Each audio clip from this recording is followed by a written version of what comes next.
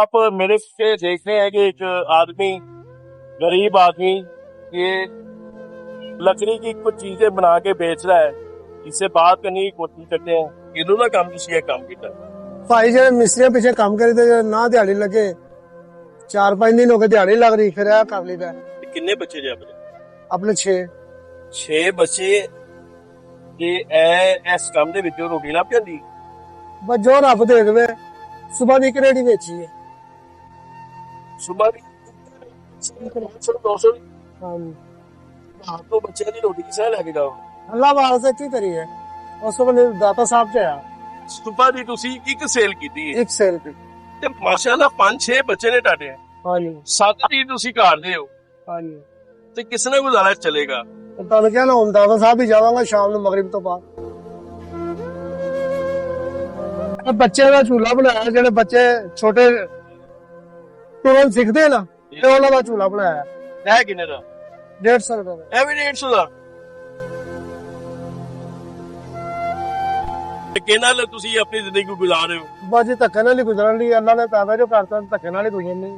अस्सलाम वालेकुम नाज़रीन, मैं हूँ आपका मेज़बान आसिफ खान और आप देख रहे हैं नाज़रीन यहाँ से गुजरे थे तो आप मेरे से देख रहे हैं कि एक आदमी, गरीब आदमी, ये लकड़ी की कुछ चीजें बना के बेच रहा है। इससे बात करने की कोशिश करते हैं कि ये यहाँ पे आगे क्यों बैठा है सड़क के फुटपाथ के ऊपर। अस्सलाम वालेकुम। रेडी लेनी भाई ਕੀ ਹਾਲ ਹੈ? ਠੀਕ ਹੋ? अल्हम्दुलिल्लाह। ਕੀ ਨਾਂ ਜੀ ਆਪਣਾ? मेरा नाम मोहम्मद सयूर। ਇਹ ਕੀ ਬਣਾ ਕੇ ਵੇਚ ਰਹੇ ਹੋ? ਇਹ ਭਾਈ ਰੇੜੀਆਂ ਬਣਾ ਕੇ ਵੇਚ ਰਹੇ ਹਾਂ। ਇਹ ਰੇਹੜੀ ਦੀ ਕੀ ਕੀਮਤ ਜੇ? ਇਹ 150 ਰੁਪਏ ਤੇ ਇਹ ਰੇਹੜੀ ਇਹ ਵੀ 150 ਰੁਪਏ ਦੀ। ਤੇ ਕਿਦੋਂ ਦਾ ਕੰਮ ਤੁਸੀਂ ਇਹ ਕੰਮ ਕੀਤਾ? ਭਾਈ ਜਿਹੜੇ ਮਿਸਤਰੀਆਂ ਪਿੱਛੇ ਕੰਮ ਕਰੀ ਤੇ ਨਾ ਦਿਹਾੜੀ ਲੱਗੇ 4-5 ਦਿਨ ਹੋ ਗਏ ਦਿਹਾੜੀ ਲੱਗ ਰਹੀ ਫਿਰ ਇਹ ਕਰ ਲਈਦਾ। ਕਿੰਨੇ ਬੱਚੇ ਜੇ ਆਪਣੇ 6 6 ਬੱਚੇ ਤੇ ਇਸ ਕੰਮ ਦੇ ਵਿੱਚੋਂ ਰੋਟੀ ਲੱਭ ਜਾਂਦੀ। ਬਸ ਜੋ ਰੱਬ ਦੇ ਦੇਵੇ ਸਵੇਰ ਦੀ ਕਰੇੜੀ ਵੇਚੀ ਹੈ ਸੁਬਾਹ ਦੀ 200 ਹਾਂ ਰਾਤ ਤੋਂ ਬੱਚਿਆਂ ਦੀ ਰੋਟੀ ਕਿਸੇ ਲੈ ਕੇ ਜਾਓ। ਅੱਲਾ ਵਾਸਤੇ ਕੀ ਕਰੀਏ ਉਸ ਵੇਲੇ ਦਾਤਾ ਸਾਹਿਬ ਚ ਆ ਯਾਨੀ ਕਿ ਖਾਣਾ ਤੁਸੀਂ ਦਰਬਾਰੋਂ ਲੰਗਰ ਤੋਂ ਲੈ ਕੇ ਆਓ। ਜੇ ਨਾ ਕੁਝ ਵਿਕੇਗਾ ਤੇ ਦਰਬਾਰ ਹੀ ਜਾਣਾ ਪਏਗਾ।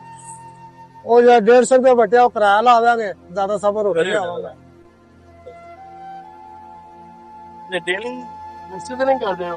ਭਾਜੀ ਕੀ ਕਰੀਏ ਮਹਿੰਗਾਈ ਨਹੀਂ ਕੀ ਹੈ ਚੋਰੀ ਕਰਨੀ ਨਹੀਂ ਆਂਦੀ ਝੂਠ ਬੋਲਣਾ ਨਹੀਂ ਆਂਦਾ ਡਾਕਾ ਮਾਰਨਾ ਨਹੀਂ ਆਂਦਾ। ਨਹੀਂ ਨੂਨ ਲੀਗ ਆਈ ਹੈ ਮਾਸ਼ਾਅੱਲਾ, ਉਹਨੇ ਕਾਫੀ ਚੀਜ਼ਾਂ ਜਿਹੜੀਆਂ ਨੇ ਉਹ ਸਸਤੀ ਕੀਤੀਆਂ। ਸਰ ਨੂਨ ਲੀਗ ਆਈ ਹੈ ਜਾਂ ਕੋਈ ਵੀ ਗਵਰਨਮੈਂਟ ਆਈ ਹੈ ਮਾੜੇ ਬੰਦਿਆਂ ਨੂੰ ਤਾਂ ਵੇਖਣ ਨਾ ਜਿਹਨਾਂ ਦਾ ਹੱਕ ਹੈਗਾ ਉਹਨਾਂ ਨੂੰ ਮਿਲਦਾ ਕੁਛ ਨਹੀਂ ਪਿਆ ਜਿਹੜਾ ਨਹੀਂ ਹੱਕ ਹੈਗਾ ਉਹ ਲੈ ਰਹੇ ਨੇ।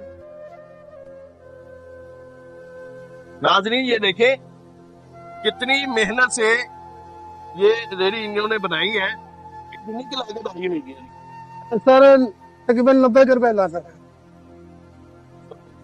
90-100 रुपये आई है।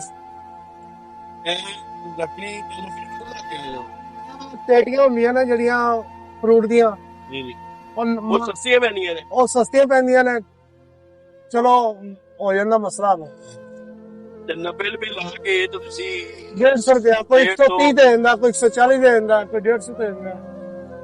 ਤੇ ਸਵੇਰ ਦੀ ਤੁਸੀਂ ਇੱਕ ਇੱਕ sale ਰੇੜੀ ਕੀਤੀ ਹੈ ਇੱਕ ਰੇੜੀ ਨੇ ਤੇ ਕਿਸ ਤਰ੍ਹਾਂ ਗੁਜ਼ਾਰਾ ਚੱਲੇਗਾ? ਤੁਹਾਨੂੰ ਪਹਿਲੇ ਵੀ ਦੱਸਿਆ ਰੱਬ ਹੀ ਵਾਰਸ ਹੈਗਾ ਸਾਡਾ ਤੇ। ਇਹ ਕੀ ਬਣਾਇਆ ਜੀ? ਇਹ ਬੱਚੇ ਦਾ ਝੂਲਾ ਬਣਾਇਆ ਜਿਹੜੇ ਬੱਚੇ ਛੋਟੇ ਤੁਰਨ ਸਿੱਖਦੇ ਨਾ ਤੇ ਉਹਨਾਂ ਦਾ ਝੂਲਾ ਬਣਾਇਆ ਇਹ ਕਿੰਨੇ ਦਾ? 150 ਰੁਪਏ ਦਾ। ਇਹ भी 150 ਦਾ। नाज़रीन ये देखें ये बच्चों का झूला है जो बच्चे चलना शुरू करते हैं, ये उनके लिए है।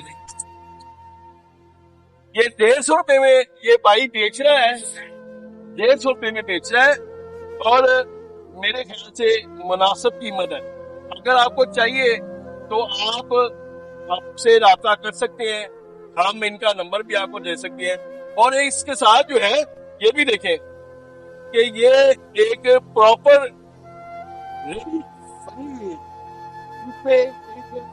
मजदूर आदमी बड़ी पे अपना जो है वो मजदूरी करता है, ये उसका मॉडल इन्होंने बनाया हुआ है, लेकिन है मजबूत वैसे, है मजबूत। अच्छा सलीम भाई, मुझे ये बताइएगा कि इसके अलावा भी जो है वो कोई काम करते हैं आप? नहीं जी, मजदूरी करने आ, तलबा मजदूरी लभदी नहीं, मैं इत्थे गुजारा करीदा, की करिए। यार ਮੈਨੂੰ ਇਹ ਦੱਸੋ ਕਿ ਇਸ ਦਿਹਾੜੀ ਦੀ ਸੁਬਾ ਦੀ ਤੁਸੀਂ ਇੱਕ ਸੇਲ ਕੀਤੀ ਹੈ एक सेल पे। ਤੇ ਮਾਸ਼ਾਅੱਲਾ 5-6 ਬੱਚੇ ਨੇ ਤੁਹਾਡੇ, हाँ जी, 7 ਦੀ ਤੁਸੀਂ ਘਰ ਦੇ ਹੋ, हाँ जी। ਤੇ ਕਿਸ ਨਾਲ ਗੁਜ਼ਾਰਾ ਚੱਲੇਗਾ? ਤੁਹਾਨੂੰ ਕਿਹਾ ਨਾ, ਹੁਣ ਦਾਦਾ ਸਾਹਿਬ ਹੀ ਜਾਵਾਂਗਾ शाम ਨੂੰ मगरिब तो बाद। नाज़रीन, ये सूरत हाल है। ये भाई कह रहे हैं कि रात का खाना जो है वो दरबार लंगर से लेके आएंगे अपने लिए और अपने बच्चों के लिए। नाज़रीन, ये वीडियो मेरे लिए दिखाना आपके लिए बहुत जरूरी था। किस तरह एक गरीब तबका अपनी जिंदगी को गुजार तो नहीं रहा, लेकिन उसको बसर करने की कोशिश जरूर कर रहा है धक्के के साथ। क्यों नहीं हंस रही है? बिल्कुल सही। धक्के नाल तुसी अपनी जिंदगी को गुजार रहे हो। बस जी धक्के नाल ही गुजरन ली, अल्लाह ने पैदा जो करता धक्के नाल ही गुजरनी। नाज़रीन, ये सूरत हाल है। ये वीडियो आपको दिखाना मेरे लिए बहुत जरूरी था।